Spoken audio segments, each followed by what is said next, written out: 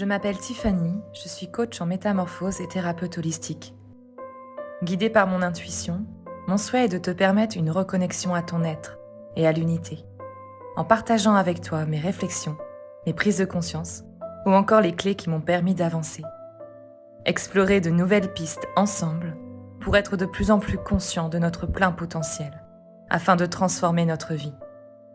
Semer quelques graines, inspirer les autres à oser briller, à être authentique, faire rayonner notre être au quotidien, en exprimant notre vérité et en transformant notre réalité. Éclosion, un podcast qui t'invite à une reconnexion et à une réelle transformation. Si ce podcast te plaît, ou s'il te semble utile à d'autres personnes, je t'invite à le partager. Tu peux aussi laisser un commentaire ou donner ton avis sur le sujet. Cela m'intéresse beaucoup d'avoir ton retour.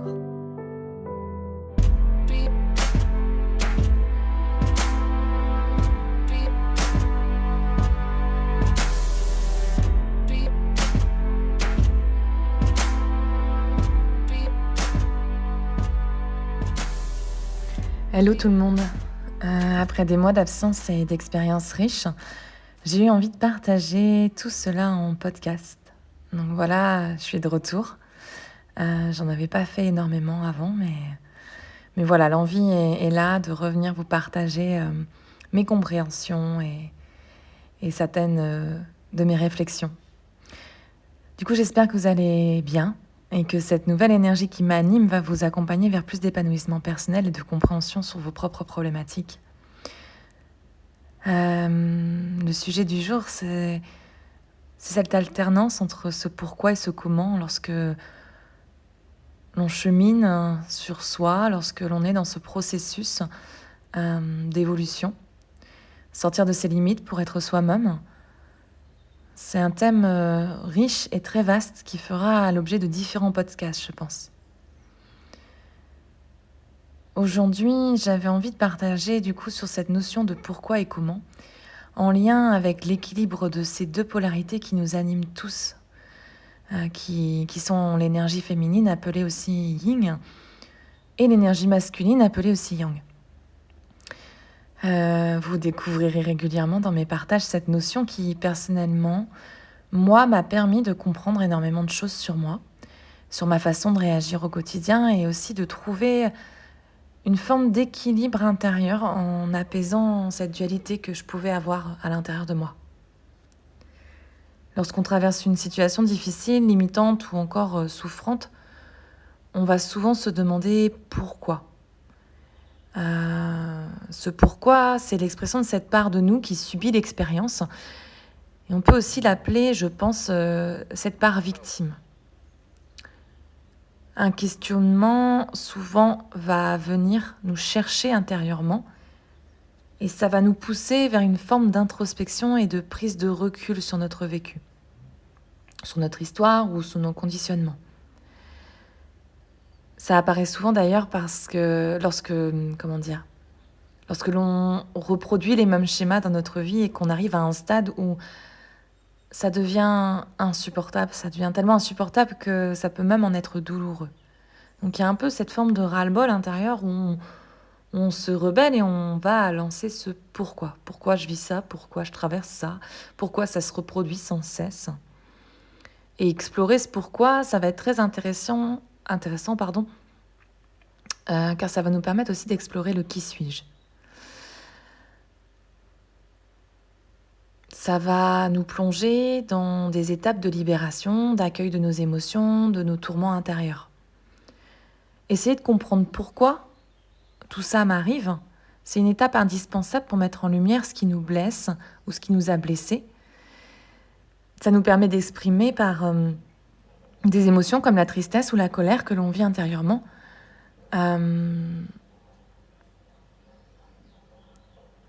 De les exprimer et aussi comment on accueille l'expérience dans l'instant. Voir comment on accueille cette expérience.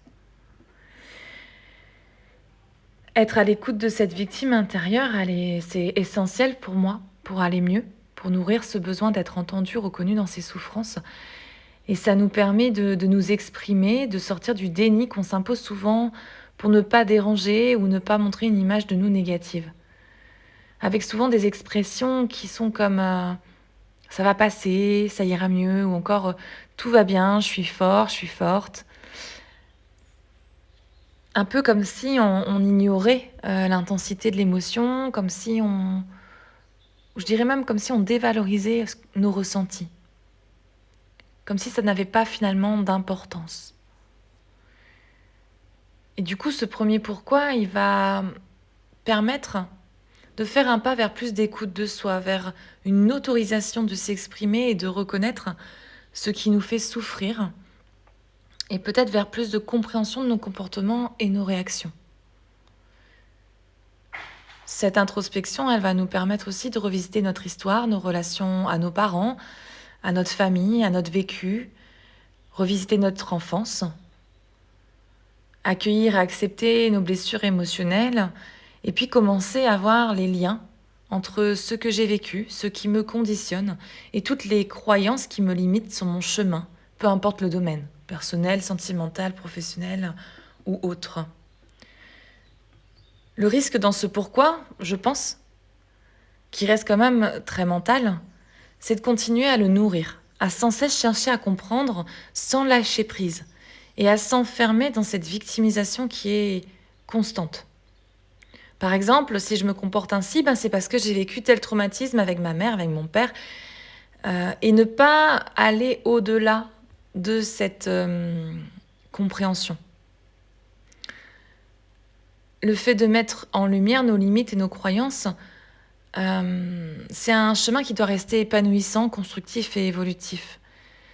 Et si on continue sans cesse à nourrir nos comportements, limitants, toxiques, en se trouvant des circonstances atténuantes, on ne verra pas de changement dans notre quotidien, bien au contraire. On va encore s'enfermer dans autre chose, dans un nouveau masque qu'on va porter. Et c'est ici qu'il est indispensable de sortir de la boucle du pourquoi, pour sortir de ce passé, faire la paix avec, et faire le choix en prenant ses responsabilités pour avancer vers un comment. Et déjà là, on peut voir un lien avec ces deux polarités yin-yang que j'appelle aussi le couple intérieur. Ce premier pourquoi, il va nous amener à explorer ce yin, tout cet espace intérieur, et ça va nous pousser vers une introspection, vers une rencontre de notre yin qui est souvent blessé et encore immature. Ensuite, on va côtoyer, on va inviter ce comment pour sortir de cette boucle du pourquoi, où il est question de mise en action. Donc on se connecte quelque part à notre yang, à cette polarité qui manifeste, qui agit, qui met en place les choses pour créer. Lorsque l'on commence à se connecter à ce comment, on va commencer à comprendre que l'on agit en fonction de ce yin blessé et immature. On va commencer à mettre de la conscience sur nos actions et nos comportements, et ça va nous permettre d'approfondir cette relation entre blessures et comportements compensatoires, ou de voir les masques et les stratégies de survie qu'on utilise au quotidien dans nos relations. Le comment, il va nous pousser à reprendre nos responsabilités, à décider d'avancer vers un changement concret en travaillant une forme de reprogrammation de tous ces conditionnements. Et ce comment, il va venir d'un choix, un choix personnel. Il va venir vraiment d'un élan intérieur que personne ne pourra faire à notre place. Le risque dans cette étape-là, et c'est là qu'on observe que l'équilibre est toujours important à entretenir, et que d'être dans des extrêmes ne va pas forcément être constructif. Donc le risque dans cette étape, c'est de s'enfermer dans un faire à outrance, dans une quête d'une version de soi, en créant une pression interne, un stress de ne jamais être assez. Le comment, il va nous sortir de cet état figé de la non-action, de la victimisation. Il va nous permettre d'avancer et d'évoluer dans notre façon de mettre en place des actions pour créer un réel changement. Mais c'est là souvent aussi qu'on peut se sentir un peu essoufflé dans ce trop faire et qu'on oublie de nourrir nos besoins. Il y a parfois comme un ego qui se réveille et qui nous pousse à encore plus. Et on peut d'ailleurs finir par rejeter tout ce qui est en lien avec le développement personnel dans cette phase, car on a l'impression de ne pas avoir de résultats, d'être sans cesse en train de lutter contre nous-mêmes, et on a juste envie d'avoir la paix, en fait, de se foutre la paix, tout simplement. Et je trouve que cette étape, elle est assez déroutante, mais aussi très intéressante parce qu'elle nous pousse à aller encore plus loin dans l'introspection. Si on n'abandonne pas cette étape, on va être dans cette recherche d'équilibre entre le yin et le yang. Et ça va nous pousser à aller plus en profondeur dans l'exploration de soi, à sortir du mental et à vraiment plonger dans nos ombres, en lâchant peu à peu ce mental. Sortir de ce comment mental qui est dirigé par toutes ces injonctions comme il faut, je dois. Et c'est là qu'il est nécessaire de faire preuve de lucidité sur toutes nos croyances et nos jugements personnels, sur nous et tout ce qui nous entoure. Tout ce qui nous pousse dans des comportements désalignés à qui l'on est intérieurement. Et donc côtoyer ce yang blessé et immature qui n'est pas aligné à notre yin mature. Un peu comme si on avait nettoyé une bonne partie de cet intérieur, là, ce yin, qu'on avait connecté déjà à cette essence, à cette nature profonde, et qu'il était temps d'en faire de même avec ce yang pour pouvoir aller encore plus loin dans cet équilibre et dans cette exploration de soi. Ce comment, il va faire bouger les choses, mais il va aussi parfois créer des résistances, comme une lutte, où on va peut-être agir avec toujours une bonne intention, quelque part, mais sans respecter le vivant en nous, pour avancer, pour atteindre cet objectif précis. C'est là que le deuxième pourquoi apparaît pour moi. C'est une nouvelle phase d'introspection qui nous pousse non pas à exprimer cette part blessée et victime, mais plutôt à se connecter à notre nature profonde, à cette essence qui reflète donc notre yin mature, libérée de ces couches de souffrance qui empêchaient quelque part d'aller connecter à notre grand pourquoi. C'est une étape qui demande à plonger encore plus en profondeur en soi, d'aller traverser nos ombres, mais pas seulement. C'est aussi les comprendre et puis les accepter. Ce pourquoi, ce grand pourquoi, il nous détache de ce travail individuel pour nous mener vers une forme de connexion universelle, vers cet amour inconditionnel que l'on recherche tous quelque part.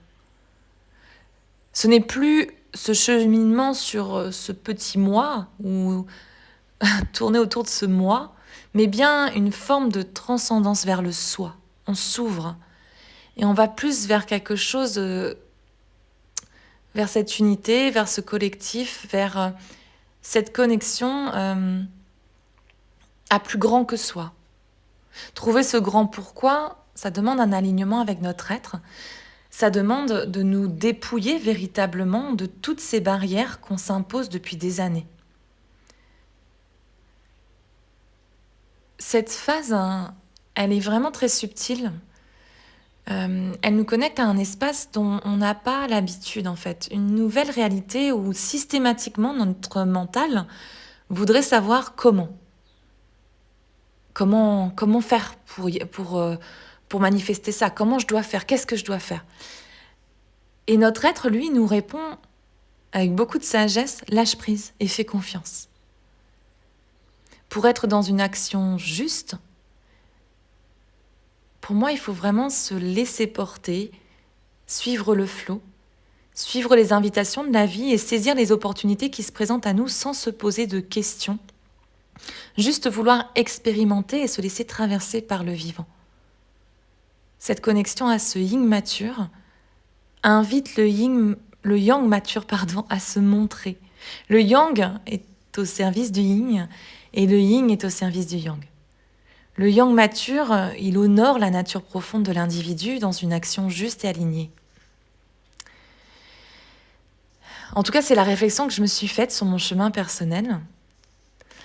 Ce va-et-vient entre ces pourquoi et ces comment que j'ai trouvé très intéressant et qui m'ont amené à cette recherche d'équilibre entre l'être et le personnage, entre l'être et le faire, entre le mental et le cœur. Et cette harmonisation, elle a laissé place à toutes ces parts de moi qui avaient envie de coopérer finalement et de collaborer vers plus d'épanouissement intérieur.